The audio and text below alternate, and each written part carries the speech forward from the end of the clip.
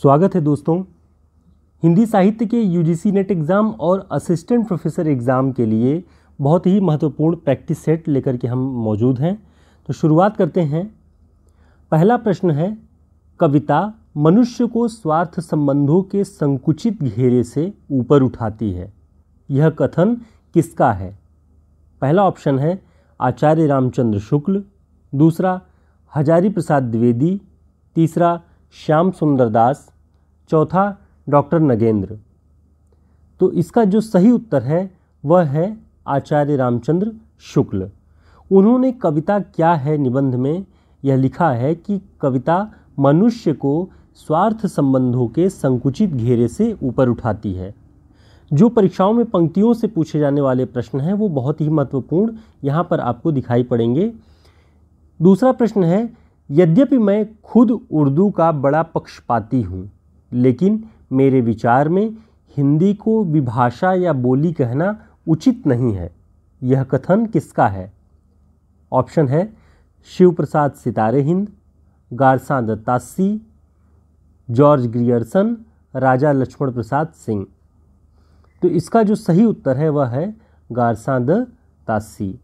वो कहते हैं कि यद्यपि मैं खुद उर्दू का बड़ा पक्षपाती हूँ, लेकिन मेरे विचार में हिंदी को विभाषा या बोली कहना उचित नहीं है। लेकिन बाद में आगे चलकर गारसां दत्तासी हिंदी को एक बोली से ज़्यादा नहीं मानते हैं, ऐसा वैचारिक परिवर्तन उनका दिखाई पड़ता है।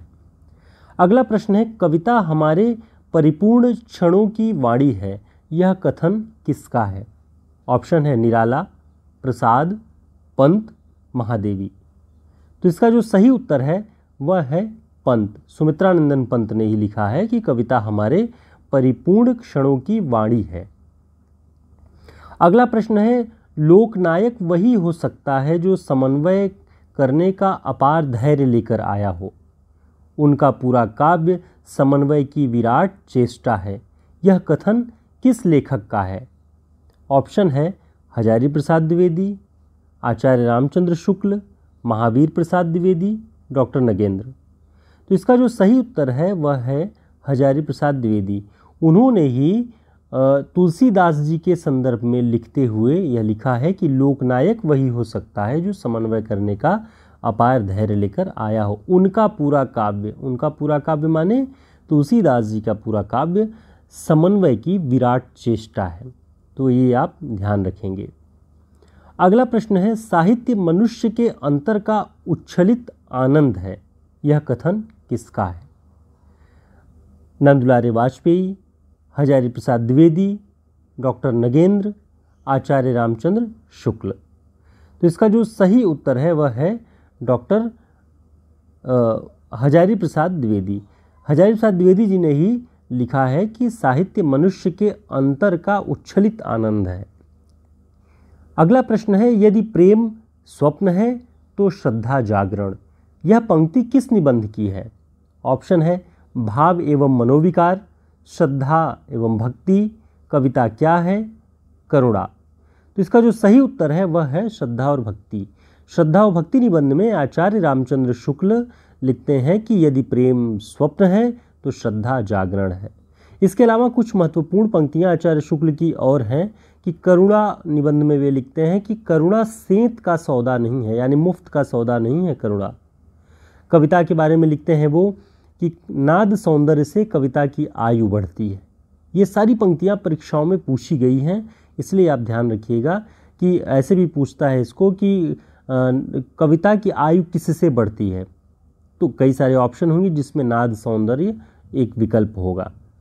बैर क्रोध का अचार या मुरब्बा है, यह आचार्य रामचंद्र शुक्ल की निबंध की पंक्तियां हैं।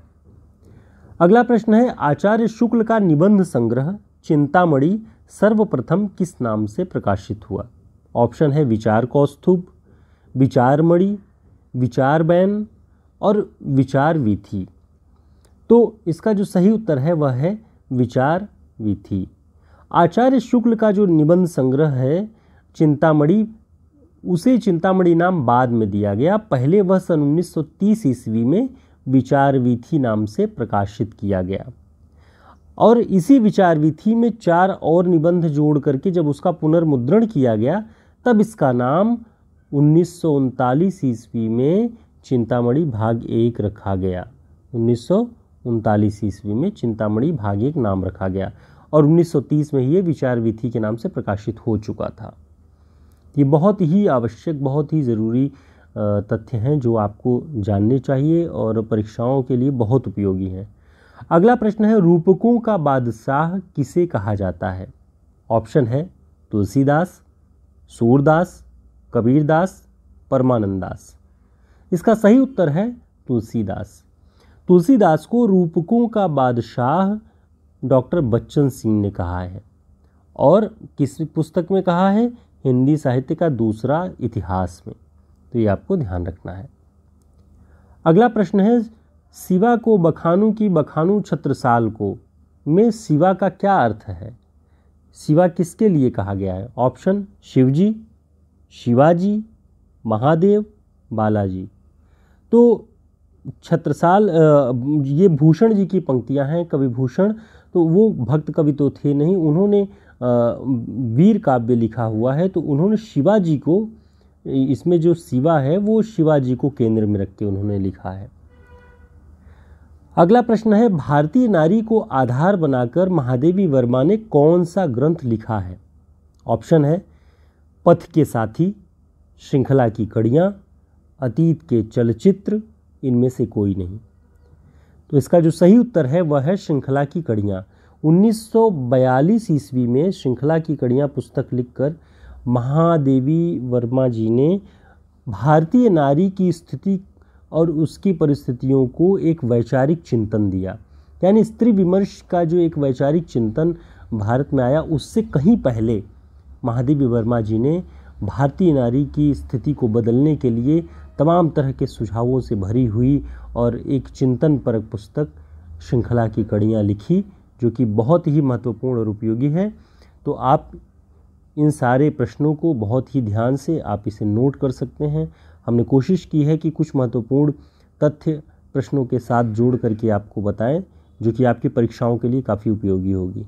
फिर मिलते हैं एक नए वीडियो में, तब तक के लिए बहुत धन्यवाद।